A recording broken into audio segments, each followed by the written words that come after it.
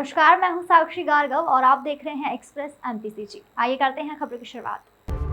जिला मुख्यालय से 18 किलोमीटर दूर बोदेली गांव में 12 मई की रात ग्रामीण की हत्या की गुत्थी को पुलिस ने सुलझा लिया है। ग्रामीण की लकड़ी और लोहे की रॉड से पीट कर हत्या करने वाले आरोपी युवक को पुलिस ने गिरफ्तार कर लिया है। आरोपी ने 5,000 रुपए के लिए ग्रामीण की हत्या करने की बात को कबूला है। बोदेली गांव का रहने वाला ग्रामीण कन्हैया महावीर ने अनिल साहू से नवंबर 2022 में 5,000 रुपए उधार लिए थे, जिसे वह वापस नहीं कर पा रहा था और फिर से 2,000 रुपए उधार मांग रहा था। आरोपी अनिल ने कई दफा पैसे वापस मांगे, लेकिन कन्हैया ने उसके पैसे वापस नहीं दिए थे, जिसको लेकर दोनों के बीच में कई बार विवाद भी हुआ था। 12 मई की रात भी कन्हैया अपने खेत में अकेला था। उसी दौरान अनिल साहू वहां आया और पैसे को लेकर दोनों के बीच फिर से विवाद हो गया। पैसे वापस नहीं मिलने से आक्रोशित अनिल ने कन्हैया पर लकड़ी से वार कर दिया, जिससे वह जमीन पर गिर गया। कन्हैया की चीख सुनकर अनिल डर गया और पकड़े जाने के डर से उसने लकड़ी और लोहे की रॉड से ताबड़तोड़ वार कर उसकी हत्या कर दी।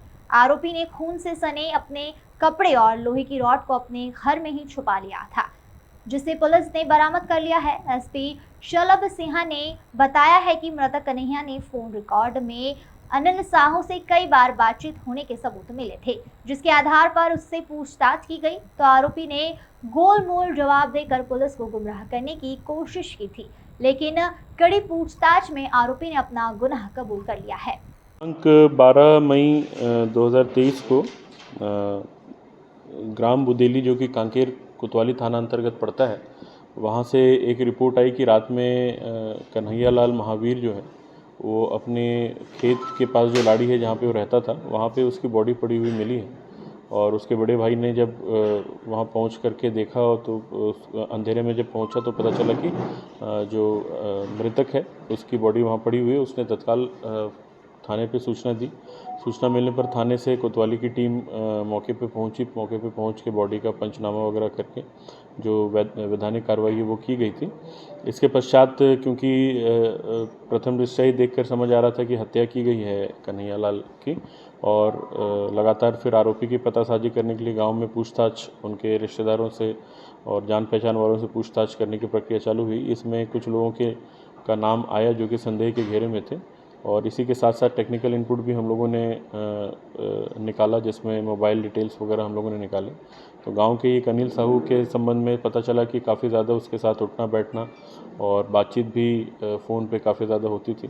तो अनिल साहू को भी घेराबंदी करके जब पकड़ा गया और जब उससे पूछताछ की गई तो शुरुआत में उसने इधर उधर की कहानियाँ बताई और उसने पुलिस को बहकाने की कोशिश की, लेकिन फिर जब थोड़ा और ज़्यादा क्रॉस क्वेश्चन किया गया, उससे थोड़ा सा कड़ाई से पूछताछ की गई, तो फिर उसने कन्हैया लाल की हत्या करना स्वीकार किया है।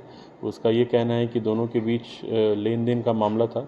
कुछ 5,000 रुपये इसने मृतक ने इससे लिए हुए थे और उसके बाद 2,000 रुपये और मांग रहा था, और ये बार बार जब उससे पैसा वापस मांगता था तो वो पैसा वापस नहीं करता था। इसी को लेकर के घटना के दिन भी दोनों नशे में थे। तो मृतक के घर के पास जब आरोपी पहुंचा था तो पैसे के लेन देन को लेकर विवाद हुआ था आपस में, और शुरुआत में ही जब इसने डंडा उठा करके मृतक को एक डंडे से मारा तो मृतक जो उससे चिल्लाने लगा, और डर के मारे जो आरोपी है अनिल साहू, उसने फिर वहाँ पे डंडे से पीट कर उसकी हत्या कर दी और वहाँ से फ़रार हो गया।